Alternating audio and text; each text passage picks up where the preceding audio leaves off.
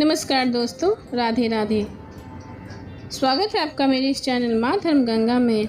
हिंदू धर्म में वट सावित्री व्रत का बहुत महत्व है। इसको बड़ अमावस्या या बड़ मावस भी कहा जाता है। प्रत्येक वर्ष ज्येष्ठ मास की कृष्ण पक्ष की अमावस्या तिथि को वट सावित्री व्रत रखा जाता है। इस व्रत के दिन सुहागिन महिलाएं अपने पति की लंबी आयु के लिए व्रत रखती हैं और वट यानी बरगद के पेड़ की विधि विधान से पूजा करती हैं। धार्मिक मान्यता के अनुसार वट वृक्ष या बरगद के पेड़ के तने में भगवान विष्णु, जड़ में ब्रह्मा तथा शाखाओं में शिव का वास होता है। वट वृक्ष को त्रिमूर्ति का प्रतीक भी माना गया है। विशाल एवं दीर्घजीवी होने के कारण वट वृक्ष की पूजा लंबी आयु के कामना के लिए की जाती है। ऐसा माना जाता है कि वट वृक्ष की पूजा करने से सुख समृद्धि, लंबी आयु और अखंड सौभाग्य का फल प्राप्त होता है। पौराणिक मान्यता के अनुसार वट वृक्ष के नीचे ही ज्येष्ठ माह के कृष्ण पक्ष की अमावस्या को सावित्री ने अपने मृत पति सत्यवान के प्राण यमराज से वापस लाई थी। इसी वजह से इस व्रत को वट सावित्री के नाम से भी जाना जाता है। तभी से महिलाएं इस दिन पति की लंबी आयु के लिए व्रत रखती हैं।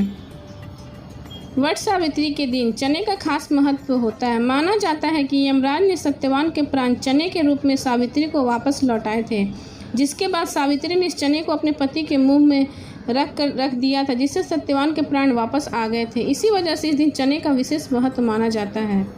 वट सावित्री पूजा विधि: इस दिन सुबह जल्दी उठकर स्नान कर ले। इसके बाद साफ कपड़े पहनकर पूरा श्रृंगार करें। पूजा की सामग्री लेकर वट वृक्ष के नीचे जाएं। आप चाहें तो घर में छोटा सा वट वृक्ष लगाकर भी पूजा कर सकती हैं। पूजा करने से पहले उस जगह को अच्छे से साफ सफाई कर ले और सामग्री रख लें। वृक्ष के नीचे लाल कपड़ा बिछाएं और उस पर सावित्री, सत्यवान और यमराज की फोटो स्थापित करें। दीप धूप प्रज्वलित करें। फूल, फल, रोली, मौली, सिंदूर, चना आदि चीज़ें अर्पित करें। पूजा करने के बाद बांस या पंखे से उनकी हवा करें। इसके बाद बरगद के पेड़ पर लाल कलावा बांधते हुए 5, 7, 11 या 21 बार परिक्रमा करें। परिक्रमा लगाने के बाद कथा पढ़ें और वृक्ष की जड़ में जल अर्पित करें।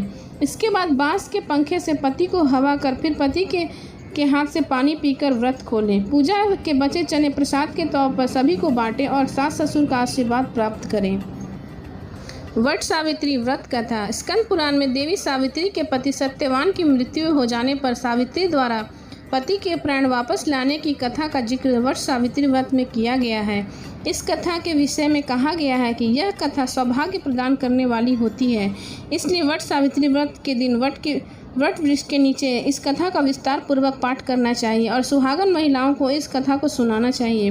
राजश्री अश्वपति की एकमात्र संतान थी सावित्री। विवाह योग्य होने पर सावित्री ने वनवासी राजा धूमसेन के पुत्र सत्यवान को पति के रूप में चुना, लेकिन नारद जी ने उन्हें बताया था कि सत्यवान अल्प आयु है और ठीक 1 वर्ष के बाद उनकी मृत्यु निश्चित है। तो भी सावित्री ने अपने निर्णय से अड़िग रही। वह समस्त राज वैभव त्याग कर सत्यवान के साथ उनके परिवार की सेवा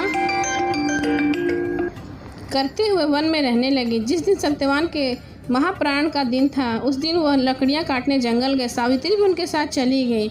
लकड़ी काटते काटते अचानक से सत्यवान के सिर में दर्द होने लगा। सावित्री ने कहा कि आप कुछ देरी मेरी गोद में सिर रखकर सो जाइए, फिर हम आश्रम की ओर चलेंगे। सावित्री वट वृक्ष के नीचे बैठ गई और सत्यवान उनकी गोद में सिर रखकर लेट गए। तभी सावित्री ने देखा कि सांवले पिंगवर्ण वाले करिठधारी पित्त वस्त्र पहने हुए साक्षात सूर्य के समान उदित हुए पुरुष उनके सामने आकर खड़े हो गए। सावित्री ने उन्हें प्रणाम किया और उनसे पूछा कि आप कौन हैं। इस पर यमराज ने कहा कि मैं सब प्राणियों के लिए भयंकर और कर्मानुसार उनकी उचित दंड देने वाला यम हूँ। सो हे पवित्रता सावित्री, समीप में पड़े हुए तुम्हारे पति की आयु समाप्त हो गई, इसलिए मैं उन्हें लेने आया हूँ।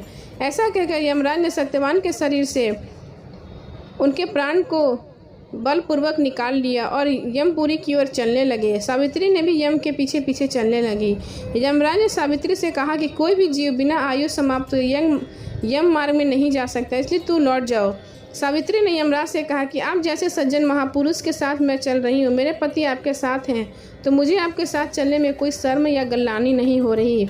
दूसरी बात, स्त्रियों के लिए इस पृथ्वी लोक में पति को छोड़कर कोई अन्य स्थान नहीं, इसलिए मैं आपके साथ अनुगमन कर रही हूँ। सावित्री की मधुर बात सुनकर यम ने कहा कि मैं तुम्हारी बातों से प्रसन्न हूँ, इसलिए तुम्हें 3 वरदान देता हूँ, तुम्हारी जो इच्छा है सो कहो। तब सावित्री ने यमराज से अपना खोया हुआ राज्य, सास ससुर की आंखें और रोशनी और सत्यवान से अपने 100 पुत्र होने का वरदान मांग लिया। तत्काल ही यमराज ने तथास्तु कह दिया। अब यमराज को लगा कि अब सत्यवान को यमलोक ले जा पाना संभव नहीं और इस कारण अपने वरदान के जाल में फंसकर यमराज ने सत्यवान की आत्मा को मुक्त कर दिया और सावित्री को लौटा दिया। सावित्री अपने पति के साथ आश्रम लौट आई। सावित्री ने अमावस्या का व्रत किया, जिसके प्रभाव से सास ससुर की आंखों की रोशनी लौट आई। इनका राज्य विकसित हो गया और 100 पुत्र रत्न प्राप्त हुए। इस तरह अमावस्या के दिन व्रत करने से सावित्री ने अपने पति की जान बचाई। तब से लेकर आज तक महिलाएं अपने पति की लंबी आयु के लिए वट सावित्री व्रत करती हैं, जिससे उनके पति दीर्घायु हों और उनकी सभी मनोकामनाएं पूर्ण हों। बोलो सावित्री माता की जय।